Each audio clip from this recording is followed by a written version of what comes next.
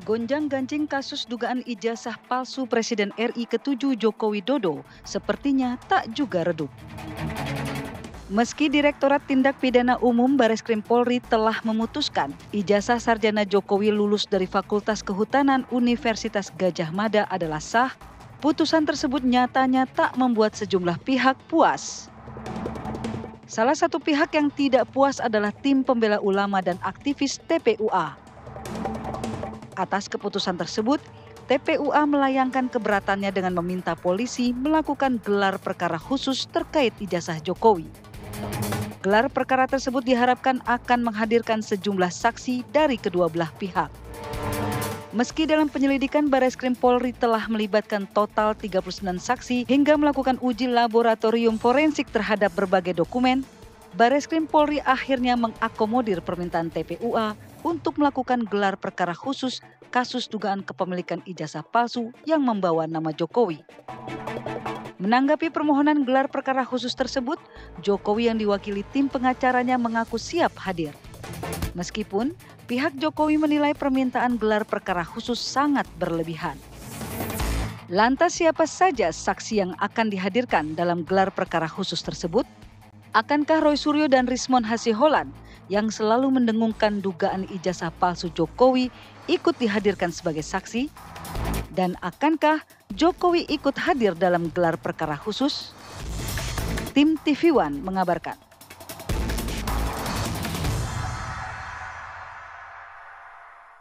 Kalau kata lagunya Stinky, Apa tuh? mungkinkah kasus ini akan berakhir? Nah, Ya. jawabannya Belum tentu. belum tentu. Nah, itu karena kita ingin lihat juga sebenarnya Pak Biasa ya. Berawal dari lagu Stinky tadi, Betul. ya itu adalah harapan kita semua. Karena sudah cukup lama lah ya tudingan ijazah palsu terhadap Presiden ke-7 RI Joko Widodo ini tak kunjung usai. Betul. Bahkan nampak kemana-mana gitu Udah ya. mulai melebar-melebar, banyak Melebar. laporan polisi yang masuk begitu ya. Itu dia banyak yang klaim sana sini Betul. gitu ya. Tapi nampak kemarin sepertinya pada saat penyelidikan sudah selesai. Namun mengapa kini akan dibuka kembali gelar perkara khusus? Mungkinkah ini akan menjadi akhir dari perjalanan kasus ijazah palsu Jokowi? Itu yang akan kami bahas bersama dengan sejumlah narasumber kami. Sudah hadir bersama dengan saya saat ini ada Bung Andi Aswan, Wakil Ketua Umum Jokowi Mania. Selamat Bang. pagi, Selamat Bang pagi. Maria. Selamat pagi, Philip. Selamat pagi, pemirsa TV One. Semangat! Semangat dong, media visit kalau Bang Andi begitu ya. Jangan digas dulu Bang, bentar. Sudah hadir pula bersama dengan kami ada Bang Jahmada Girsang, kuasa hukum dari Rismon CS. Selamat pagi, Bung Jahmada. Semangat juga, selamat pagi juga. Semangat! Wah, Gak mau Merdeka. kalah, ini gak mau kalah. Akan merdeka. Ada kayaknya merdekanya Mas kalau Eri saya. mesti salah duduk begitu. Nah nih wasit. Ya. Ada Mas Eri Firman, pakar hukum pidana dari Universitas Tarumanegara, Jakarta. Selamat pagi Mas Eri. Selamat pagi, Assalamualaikum warahmatullahi wabarakatuh. Langsung saja kita ke Bang Jahmada. Jahmada, kemarin Roy Suryo tidak memenuhi panggilan untuk klarifikasi begitu. Nah sekarang ada gelar perkara khusus. Seperti apa kemudian perkembangan dari langkah hukum yang akan dilakukan oleh tim Roy Suryo CS? Baik, perlu klarifikasi ya bahwa undangan pertama klarifikasi itu Ya, sampai ke kita undangannya. Ya artinya ke klien kami, oke. Roy Rismon. Tapi kami waktu itu terdesak juga dengan jadwal gelar perkara khusus di Mabes. Yang sebelumnya ya? Ya sebelumnya kan tanggal 3 undangan pertama di Mabes itu gelar perkara khusus. Akhirnya kita lihat-lihat mana yang lebih penting. Dua-duanya penting kan. Oleh sebab itu kita hold satu dulu yang undangan klarifikasi yang di Polda. Ya. Tapi undangan klarifikasi ini bukan dari kelanjutan dari aduan dari Pak Jokowi. Ini adalah laporan dari beberapa Polres sekitar Jakarta, kemudian dipusatkan di Polda Metro Jaya. Nah, kita pertimbangkan saat itu adalah satu, undangannya itu menurut kita tidak sempurna ya. Ya artinya undangan itu tidak mengatakan tempat kejadian atau kapan kejadiannya dan apa peristiwanya. Jadi kalau kita datang mau memberikan apa yang mau diklarifikasi. Seharusnya kan klarifikasi harus ada sesuatu yang kita datang kita klarifikasikan gitu kan. Nah, itu adalah laporan dari Andi Kurniawan diantaranya dan lain-lain itu kan. Itu yang dikumpulkan. Itu yang kita tidak hadir. Tapi kalaupun kita tidak hadir, kita kasihkan informasi. Jadi bukan tidak hadir membangkang, tidak. Kita tetap ikuti etika hukum yang berlaku di Indonesia. Hari ini katanya akan ada agenda juga? Ya hari ini Klarifikasi. justru ini kan undangan klarifikasi kedua. Undangan klarifikasi kedua ini ya sesudah kita pertimbangkan, kita nanti akan mendampingi semua yang dipanggil di undangan klarifikasi ini. Mulai dari Roy, Rismond, Tifa, Bang Egy juga, dan Kurnia, dan juga Ridwan. Nah, kita akan dampingi mereka untuk menghadap unit Kamnek di Polda Metro Jaya. Nanti jadwalnya jam 9.30 dan akan mulai di jam 10 pagi barangkali tepatnya kita akan masuk mengawal mereka, mendampingi mereka ke unit-unit yang akan memeriksa itu. Kan serentak soalnya jadwalnya kan. Ini jadi datang tapi ya, fix tapi jadi datang nih ya, karena kan sebelumnya juga Roy Suryo bilang ini akan hadir 11.000 triliun persen. Tapi ujung-ujungnya nggak datang, Bang. Ya, kalau hari ini kita datang ya, kita tidak perlu bicarakan lagi yang tidak datang kemarin. Kan tadi saya katakan bahwa itu jadwalnya kebetulan yang lalu itu bersamaan dengan gelar perkara khusus. Kita bingung yang mana yang utama nih kan. Gelar perkara khusus kan rencananya nanti ya tanggal 9. Nanti, itu pun diundur akhirnya dari tanggal 3 menjadi tanggal 9 nanti. Hari Rabu nanti. Gitu. Oke, artinya akan hadir, nanti kita akan lihat seperti apa, tapi mengenai gelar perkara khusus ini menarik juga untuk kita bahas, Bung Andi. Kalau dari sisi Anda, sempat waktu itu ada yang bilang bahwa ini sebenarnya nggak begitu penting, mengapa kuda harus dibuka kembali begitu? Ya, gelar perkara khusus itu merupakan yang diminta ya oleh TPU yang memang harus dipenuhi ya dari peraturan kepala Kapolri kan itu harus dipenuhi untuk itu. Tapi apakah itu dibuka semuanya? Saya rasa sih enggak ya. Mungkin juga artinya uji lapor dari sekian-sekian itu mungkin juga akan, menurut saya mungkin hanya memberikan penjelasan. Proses metodologinya seperti apa sih waktu Barreskrim melakukan uji lapor itu, ya kan? Itu pasti akan dijelaskan seperti itu. Jadi udah nggak ada lagi yang istilahnya itu ya berat sebelah lah apa kan? Karena juga kan diundang Komnas HAM, diundang juga. Ya kan untuk DPR, transparansi kan? Transparansi untuk hadir di sana melihat secara langsung seperti itu, ya kan? Ya kan yang jadi permasalahan kan dari pihak TPUA ini kan dia mau mengundang, dibilang namanya saksi ahli. Ini kan belum masuk penyidikan, dia masuk tahap penyelidikan. Dan kalau kita bicara ahli itu kan ada 3 itu kan, saya bilang ada saksi ahli, ada ahli itu sendiri, yang ketiga pemberi keterangan ahli kan. Dan ini apakah mereka masuk itu kan mereka bukan bagian dari TPUA itu kan gitu. Belum perlu namanya saksi ahli. Tapi kalau dari lembaga yang independen ya, yang kredibel dan itu adalah negara, ya hadirlah Komnas HAM, ya kan hadirlah nanti juga DPR RI di situ. Tapi kan katanya undangan dari Polri juga sudah ada soal keterangan ahli itu. Kenapa Anda membantah?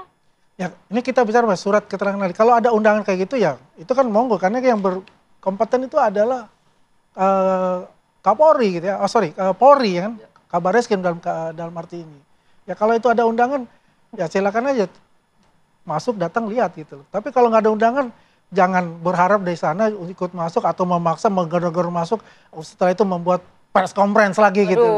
Kan bisa saja kayak begitu kan, ngambek lagi ya kan. Siapa yang ngambek Bang Jamada? Bang. Oh enggak, jadi saya mau klarifikasi ya, undangan dari Barreskrim ya, Barreskrim di Tipidum dalam hal ini, secara resmi kita udah terima. Dan di undangan itu jelas, poin 3 undangan itu mengatakan silahkan saudara membawa pihak-pihak yang membuat lebih terang perkara ini. Dan ahli juga loh. Dan ini menurut saya sangat kita hargai. Kita tidak menduga ada undangan seperti itu. Kata-katanya itu jelas seperti itu. Saudara dapat menghadirkan pihak yang dibutuhkan untuk mendukung pelaksanaan gelar perkara. Itu poin 3 undangan resmi itu. Yang sampai ke kita tanggal 5 kemarin. Kalau nggak termasuk di sana keterangan ahli nanti mungkin. Termasuk. Dan kita udah transparan kok. Dan sesuai dengan Perkap Kapolri itu nomor 6 tahun 2019 kan itu penuntunnya. Gelar perkara biasa dan perkara khusus. Perkara khusus itu syaratnya. Gitulah. Bahkan sebenarnya ada yang lebih seram lagi surat edaran nomor 2/2 tahun 2021. Itu gelar perkara. Tapi mungkin kita nggak tahu apakah masuk ke sana atau tidak.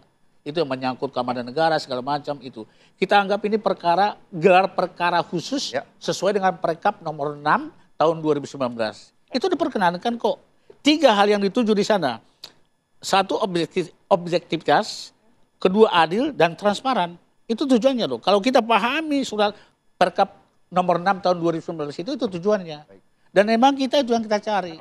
Dan ternyata dipenuhi oleh Kabar Reskrim bahkan di Tepidum. Tapi yang menarik kenapa Pak Roy Suryo dan juga Pak Rismon yang kemudian menjadi ahli. Padahal objek ini kan analog, Bang. Mereka kan ahli digital forensik. Begini, sebelumnya waktu kita mengajukan gelar perkara khusus ini kan kelanjutan dari laporan Egy Sujana Desember 2024. Ya. Kemudian diajukan lagi gelar perkara khusus. Ya. Nah, kemudian diajukan lagi bukti-bukti. Ini kan proses Cimabees ini sebenarnya agak mandek awalnya gitu loh. Cuman karena mungkin dikejar sama Polda Metro Jaya karena laporan Pak Jokowi, lantas ini jadi TikTok begini kan.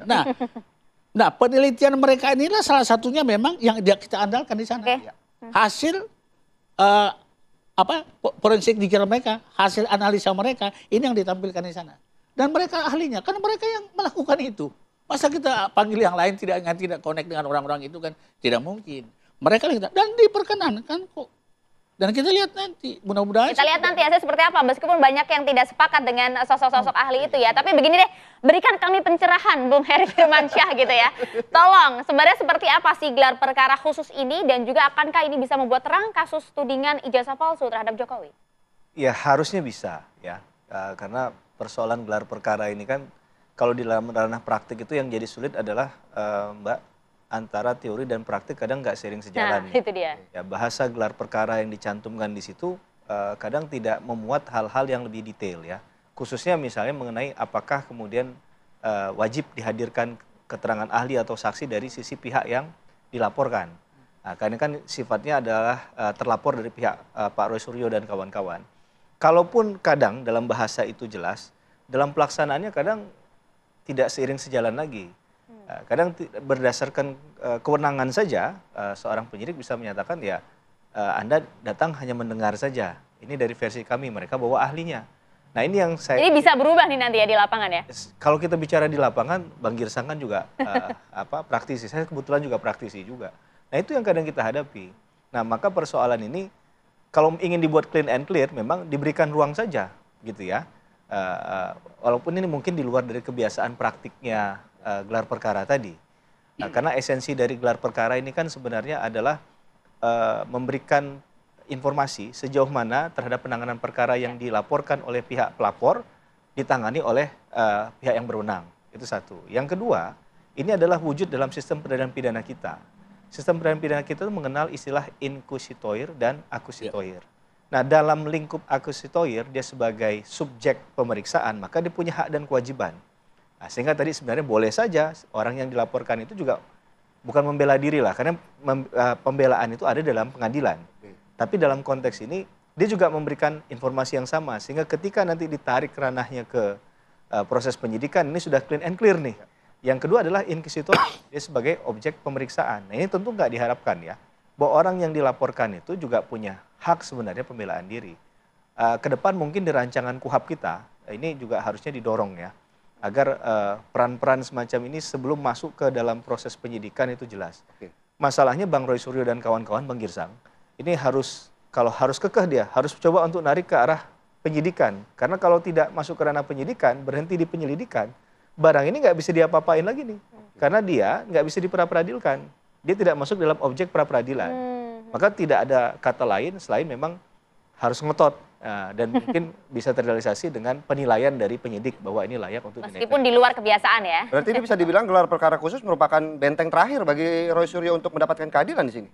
Kalau ini akan diuji di pengadilan, maka ini harus mati-matian karena pintu masuk awalnya ya, kan. Untuk bisa ada chapter-chapter berikutnya. Karena kalau tanpa ini bisa difilter menjadi satu proses penyidikan, ini agak sulit. Masalahnya kan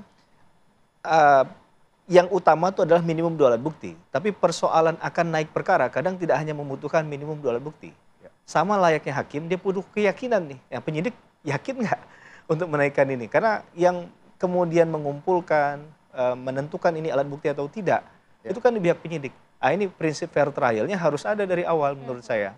Jangan sampai yang didaku oleh penyidik di dalam perkara apapun, itu kemudian menurut versinya penyidik saja, ternyata sebenarnya bukan. Atau malah yang harusnya jadi alat bukti tidak jadikan alat bukti.